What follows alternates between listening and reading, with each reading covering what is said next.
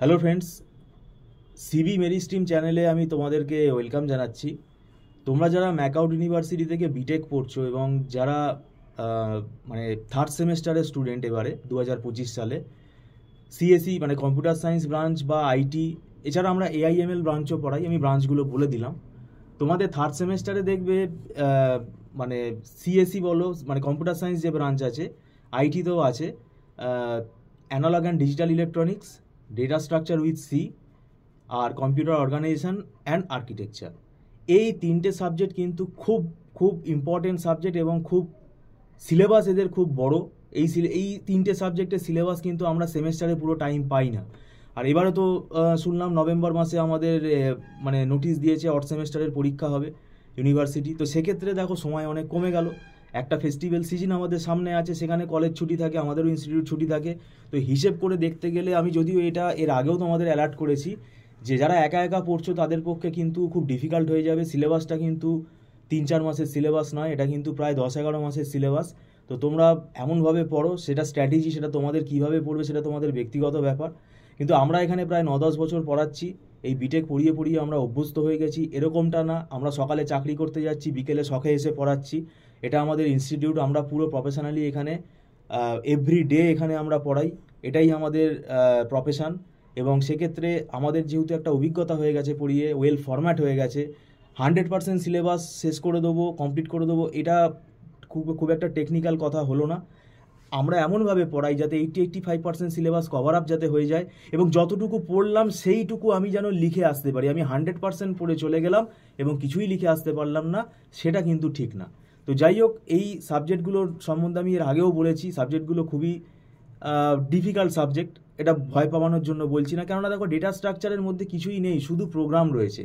এবং খুব ভালোভাবে সি যদি না জানো তাহলে দেখবে ডেটা স্ট্রাকচারের কোডগুলো কিন্তু বুঝতে অসুবিধা হবে। তখনই কিন্তু তুমি কী হবে, যে অ্যান্সার তুমি লিখে আসবে সেগুলো কিন্তু ইনঅ্যাপ্রোপ্রিয়েট হয়ে যাবে। তো সেটার জন্য ডেটা স্ট্রাকচারের অ্যালগোরিদম কোড লিখতে গেলে সি প্রোগ্রামিং ভালো করে তোমাকে এখন থেকেই আবার রিক্যাপ করতে হবে। আর ডিজিটাল ইলেকট্রনিক্সটা আমাদের 90% আছে এবং অ্যানালগ ইলেকট্রনিক্সটা একটু কম আছে, কিন্তু ওটাও আমরা বলে দিই। এবং ডিজিটাল ইলেকট্রনিক্সের ভেতর দেখবে এটা পুরো হায়ার বুলিয়ান ম্যাথামেটিক্স রয়েছে, এবং এখানে সার্কিট থিওরিগুলো প্রত্যেকটা কিন্তু অনেক বড়। এটা কিন্তু কম্বিনেশনাল সার্কিট, সিকোয়েন্সিয়াল সার্কিট, এত বড় সিলেবাস, এবং সার্কিট ডিজাইনগুলো খুব ভাস্ট টপিক, এগুলো কিন্তু ধরে ধরে পড়াতে হয়। আর কম্পিউটার অর্গানাইজেশন আর্কিটেকচারের মধ্যে কিন্তু এই ডিজিটাল ইলেকট্রনিক্স আবার লাগবে, তা না হলে তুমি এখানে পারবে না। কারণ প্রত্যেকটা আর্কিটেকচার কিন্তু ডিজিটাল ইলেকট্রনিক্সের যে প্রিন্সিপাল আছে সেগুলো ফলো করে কিন্তু হয়। তো এইখানে এই তিনটে সাবজেক্ট খুব ইন্টার রিলেটেড সাবজেক্ট, এবং এটা কিন্তু অ্যাসেম্বলি ল্যাঙ্গুয়েজে প্রোগ্রামিং আছে এখানে কম্পিউটার অর্গানাইজেশন আর্কিটেকচারের মধ্যে। তো সেই জন্যই আমি তোমাদের বলছি যে যেটুকু পড়ো বুঝে পড়ো, না বুঝতে পারলে কোনো না কোনো গাইডের হেল্প নাও, এবং এটা আমি তোমাদেরকে আগেই বলে রাখছি। আর এখানে খুব স্ট্র্যাটেজিক্যালি পড়তে হবে এবং রিলেভেন্ট অ্যান্সার লিখে আসতে হবে, কারণ এখন ইউনিভার্সিটি যে মানে পরীক্ষা ব্যবস্থা সেটা যথেষ্ট স্ট্রিক্ট।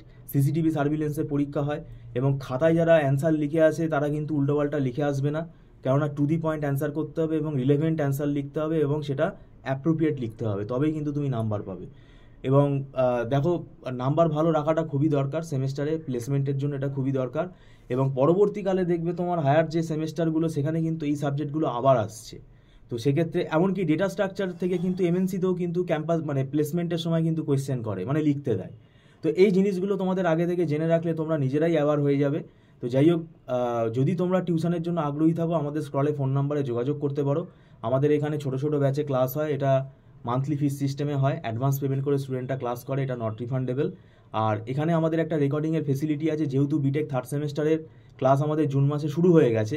তো এই জুন মাসের ক্লাসটা কেউ যদি মনে করো আমি নিতে চাই, তাহলে তাকে রেকর্ড পারচেস করে নিতে হবে, এবং সেটা টার্মস অ্যান্ড কন্ডিশন আছে, এবং সেটা তাকে নির্দিষ্ট একটা সময় বলে দেওয়া হবে, তার ভেতরে তাকে দেখে নিতে হবে, না হলে ডিলিট হয়ে যাবে। আর কেউ যদি মনে করে না আপনি যেখানে পড়াচ্ছেন সেখান থেকেই আমি পড়বো, আমি রেকর্ডিং নেবো না, সেটা তার ব্যক্তিগত ব্যাপার। কিন্তু আমাদের জুন মাস থেকে ক্লাস স্টার্ট হয়ে গেছে। তো যাই হোক, ভিডিওটা সম্পূর্ণ দেখার জন্য তোমাদেরকে আমি ধন্যবাদ জানাচ্ছি। Thank you so much.